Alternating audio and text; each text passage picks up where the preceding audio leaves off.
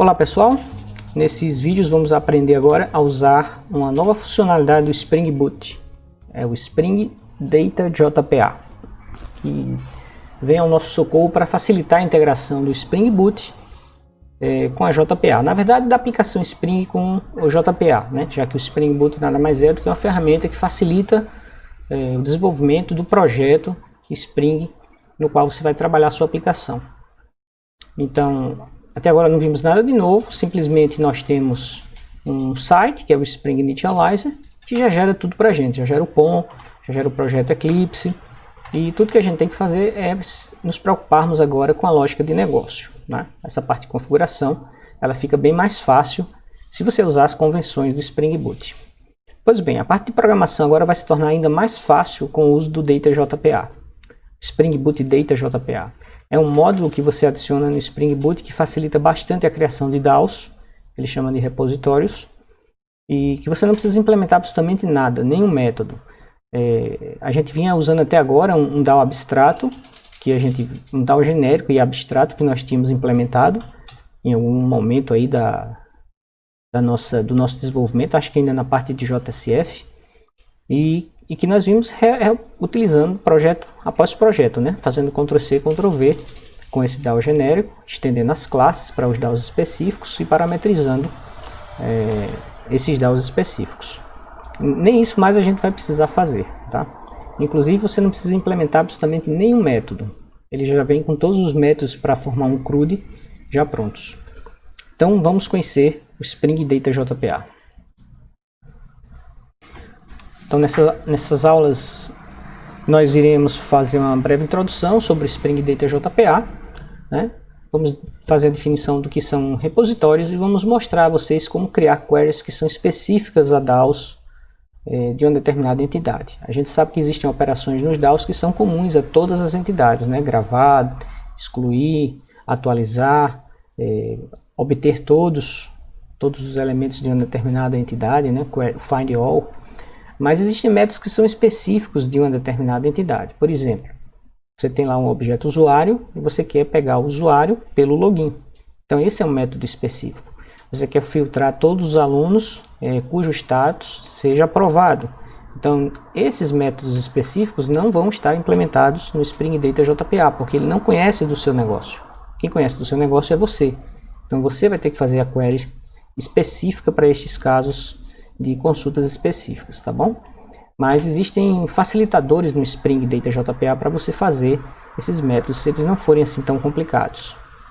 E caso eles sejam muito complicados, você também tem outra alternativa, que é associar uma query a um método, sem precisar necessariamente escrever a query dentro do método, sem usar os objetos da JPA, o Entity Manager, por exemplo.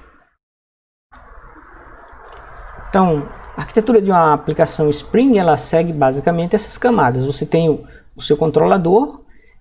Não é interessante que você escreva a lógica de negócio dentro do seu controlador. Controlador são aqueles métodos que existem request mappings sobre eles, né? Ou seja, eles são acessíveis por uma URL. O ideal é que seu controlador chame classes de serviço, que essas sim contém a implementação dos casos de uso, contém as implementações das regras de negócio e assim sucessivamente. E as classes de serviço, em algum momento, se forem acessar o banco de dados, elas acessam os Data Access Objects, os famosos DAOs. E os DAOs, nesse caso de banco de dados relacionais, utilizam a API JPA, que é a API oficial do mundo Java para acesso a banco de dados relacional, a Java Persistence API. Bom, esse é o padrão de um DAO que nós temos usado até o momento, né? Nós criamos uma interface e depois nós implementamos essa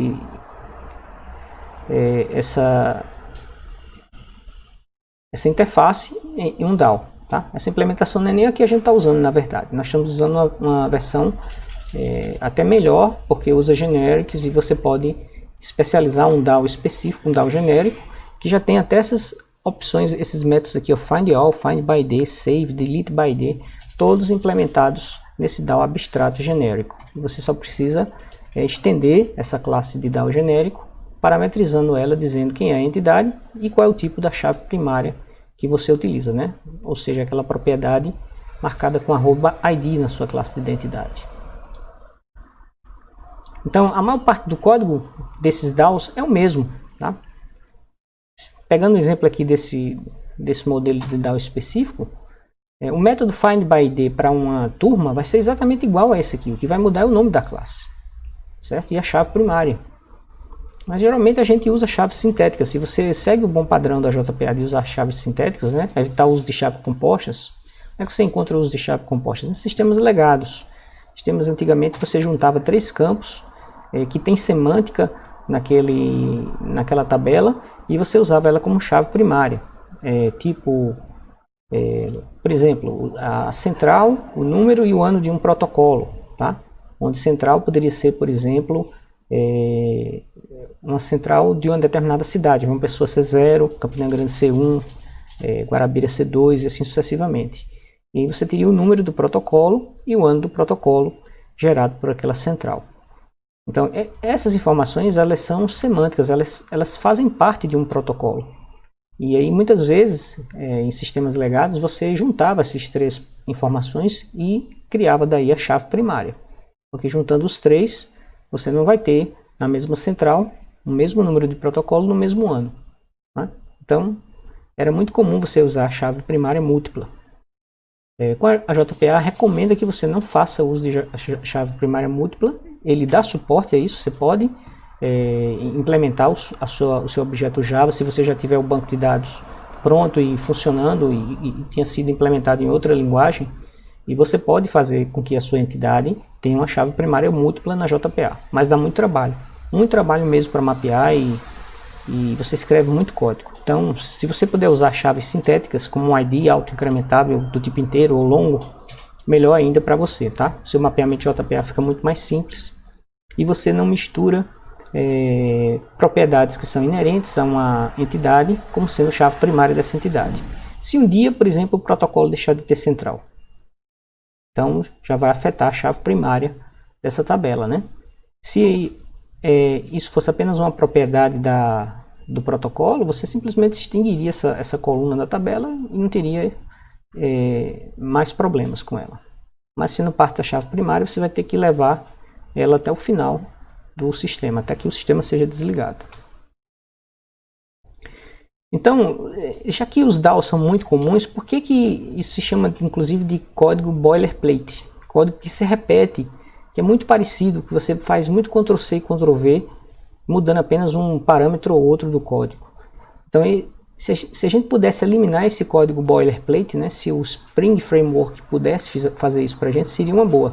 E ele pode.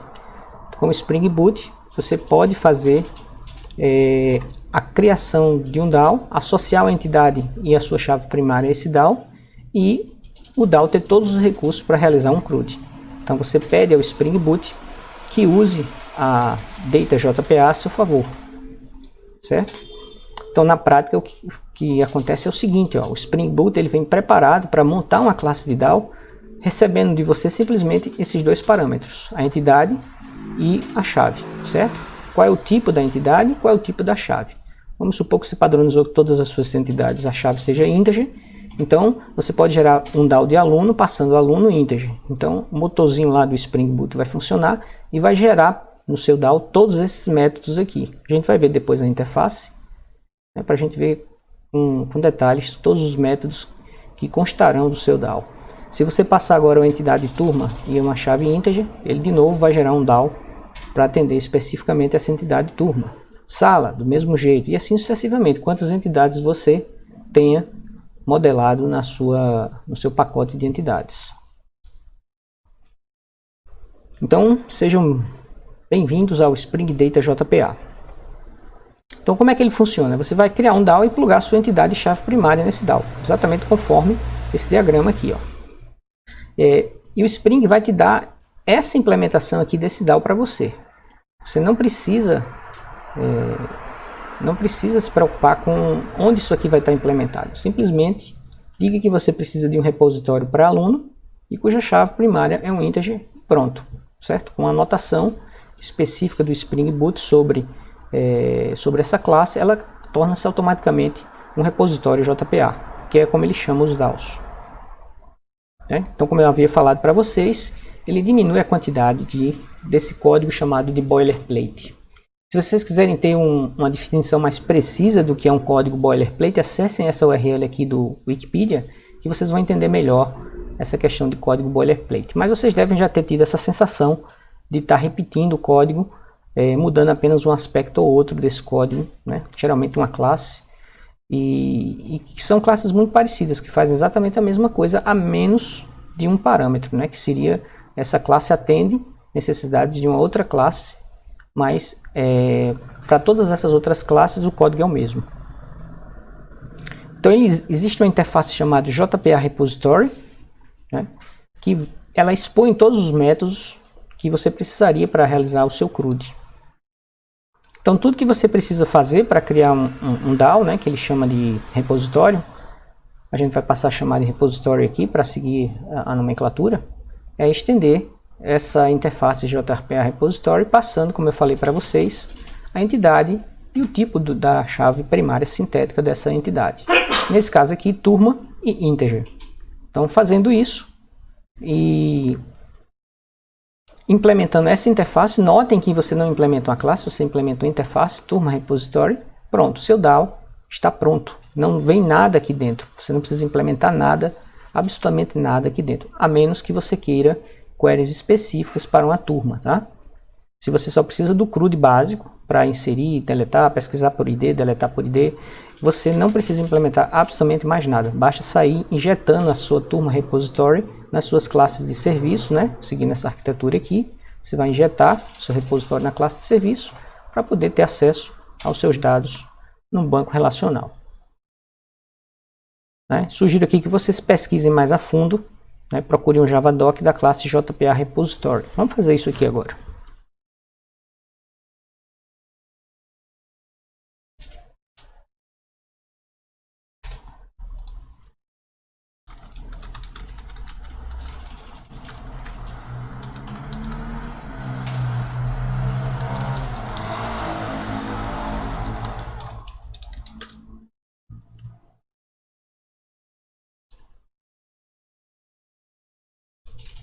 Então aqui vocês têm a interface JPA Repository, vejam que ela é parametrizada com dois parâmetros, né? O tipo da entidade e o ID da entidade, o tipo do ID da entidade. E vejam que ela vai fornecer todos esses métodos para você, ó. Delete todos no modo batch, encontre todos dado um exemplo de um objeto, tá? Então você pode povoar um objeto com alguns valores de algumas propriedades, por exemplo, se tem um objeto aluno, você quer procurar todos os alunos que tenham idade 35. Então você vai setar somente essa propriedade 35, passar esse objeto exemplo como exemplo do método findAll, ele vai procurar todos os alunos com idade 35, certo? E aqui classificando, findAll classificando. Encontre por ID, né? Faça flush, ou seja, finalize a transação que você criou. Pegue somente um único objeto cujo ID seja esse. Salve todos, e aí você passa aqui um iterable, né? Pode ser aí um objeto do tipo uma lista, né? Acho que uma lista é um iterable. Save and flush, ou seja, salve e flush. E ela herda métodos de outras interfaces acima dela, ó. FindAll, count, para você contar quantos objetos daquela entidade tem no banco, delete all, delete by ID, verifica se o objeto existe by ID, find by ID, save, né? Aqui tem uma sobrescrita de count, se o objeto existe no banco, find one, find all. Ou seja, são muitos métodos já prontos para você implementar o seu CRUD, tá? Então aqui eu tenho um exemplo de um service. Esse service é um turma service, por exemplo, que vai usar aquele turma repository do slide anterior. Então eu tenho aqui o meu turma repository, que é uma interface, e eu tenho aqui a declaração de uma variável do tipo turma repository. Eu coloquei o auto-wired para variar um pouco aqui no construtor de turma service. Significa que ele vai injetar um turma repository aqui, tá? Ele vai injetar aqui nesse parâmetro e esse parâmetro depois passa para a propriedade. Eu podia ter o auto-wired aqui em cima também, tá? Só para a gente mudar um pouco, ver que o auto-wired ele pode ser usado em vários pontos do seu código, não necessariamente na declaração da variável de instância, mas aqui nesse caso no construtor. Então quem está sendo injetado aqui é o parâmetro do construtor, que é do tipo turma repository. E aqui o meu serviço já está fazendo o papel de delegação, né? Ele está delegando o método findAll para o turma repository. Então o meu serviço, turma service, ele tem um método findAll, mas ele não faz nada nesse método findAll. Ele delega, repassa, né? Esse tipo de técnica da orientação a objeto é chamada de delegação. Quando você tem um objeto que pertence a outro, no caso aqui o objeto repositório pertence ao serviço, e o método findAll do serviço nada mais é do que o findAll do repositório. Então isso se chama delegação. O nome do método inclusive tem que ser o mesmo, para você ter realmente o conceito de método delegado definido, tá certo? Então observem, antes você tinha tudo isso numa interface, você tinha uma implementação concreta dessa interface com todos os métodos. Provavelmente isso aqui se repetia para cada entidade, para aluno, para turma, para sala, horário, professor, coordenador, curso e por aí afora, né? E essas interfaces, a mesma coisa, se repetiam também várias vezes, né? Então nós já não usamos assim, nós já usamos um DAO genérico, já foi uma abordagem um pouco melhor do que essa daqui. Então essa daqui seria o pior caso. E depois, com o Spring Data JPA, você simplesmente tem o seu turma repository herdando da interface JPA repository, e aí você passa aqui sua entidade, desculpe, e o tipo da chave primária da sua entidade. Bom, agora como é que faz a conexão com o banco? Vocês lembram que o Spring Boot ele vem com um arquivo chamado Application Properties, já pronto, né? Para você inserir algumas propriedades. Isso para você evitar que você faça programação de configuração em XML ou mesmo em código Java. Então, aqui nesse arquivo você tem várias propriedades de banco de dados, né? São as propriedades Spring Data Source Driver Class Name, onde você passa o nome da classe do seu banco de dados. Aqui eu estou usando o HSQLDB, que é um banco de dados feito em Java. Então você tem que pesquisar o fabricante do seu banco de dados, né? Se for MySQL, SQL Server, Postgres, Oracle, como é o nome da classe do driver JDBC. Tá? Isso é uma informação que o seu fabricante de banco de dados te dá. Em seguida você tem a URL de conexão. Isso aqui é outra coisa também que você precisa, varia de fabricante para fabricante de banco de dados. No caso do HSQLDB, você inicia a URL com a palavra JDBC, depois HSQLDB, depois HSQL, aí dois pontos, o nome da máquina, certo? Não precisa passar o número da porta, e aqui o nome do banco de dados que você criou lá dentro do HSQLDB, tá? Então esse se chama o alias do banco de dados. Aqui você vai passar o usuário que vai se conectar com o banco, já que a maioria dos bancos exige autenticação, né? Exige um usuário e senha. E a senha, nesse caso aqui, como é um banco de testes, banco de desenvolvimento, ele já vem com um usuário predefinido, que é o SA, eu não criei nenhum outro usuário a mais, e esse usuário ele vem sem senha, por isso que a propriedade Spring Data Source Password está sem senha aqui, tá? Isso obviamente não é recomendado, né? E você tem aqui uma propriedade Spring JPA e Hibernate.dll auto, que é aquela propriedade que você pode criar o banco de dados a partir das suas classes de entidade. Então ele cria as tabelas do banco a partir das suas classes de entidade, dependendo do valor dessa propriedade. Então ela tem um valor chamado create, que toda vez ele cria o banco de dados. Tem create drop, que ele cria o banco de dados e no final da execução ele dropa o banco de dados, ele destrói o banco de dados. O create só cria e não atualiza mais o banco de dados, ele também não dropa o banco de dados. E tem um update, que é o mais flexível para quem está na fase de desenvolvimento. O update, se a tabela não existir, né, você adiciona uma nova entidade, por exemplo, no seu sistema a partir dessa sprint de desenvolvimento. Vamos supor que você esteja usando aí alguma técnica iterativa de desenvolvimento, né? XP, né, já está meio ultrapassado. Qual é uma outra que o pessoal usa bastante? Fugiu agora o nome. Scrum.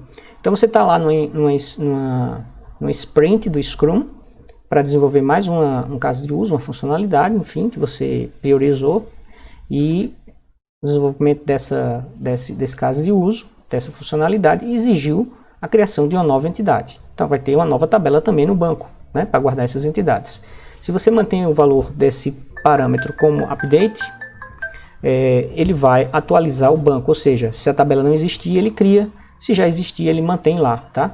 E não destrói os registros que já estiverem lá. Então essa é o melhor valor para essa propriedade em tempo de desenvolvimento. Em tempo de testes de software, a melhor é create drop, porque ele cria o banco e apaga o banco, ou seja, ele vai criar o banco e sempre o banco vai estar no estado inicial, para que um teste não influencie no outro, né? Se você cria o banco e deixa um monte de dados lá dentro, você pode rodar os testes uma vez, rodar uma segunda vez, e essa segunda vez ser influenciada pelo estado dos dados que foram deixados na primeira execução dos primeiros testes. Então o Create Drop é muito bom, por exemplo, para rodar testes unitários de software que acessam o banco de dados, tá? Porque você sempre volta o banco de dados para o estado inicial. E o HSQLDB é feito exatamente para isso, porque ele deixa tudo em memória. Aliás, ele tem várias configurações. Uma delas é em memória, que seria a forma mais rápida para você executar os seus testes de software de forma mais rápida. E depois, em produção, a sugestão é que você mude isso aqui para None, para você não mexer mais em nenhuma tabela, não correr o risco de alterar alguma coisa, colocar em produção e aquela alteração acabar indo para o banco de produção e pode acontecer algum desastre, tá? Alguma tabela pode ser apagada, algum campo de alguma tabela pode ser apagado, dados podem ser alterados, enfim. O melhor é você deixar None aqui nessa propriedade depois que for para produção, ok? Então nesse vídeo a gente fica por aqui para não ficar muito longo. No próximo vídeo a gente continua vendo Spring Data JPA. Até lá!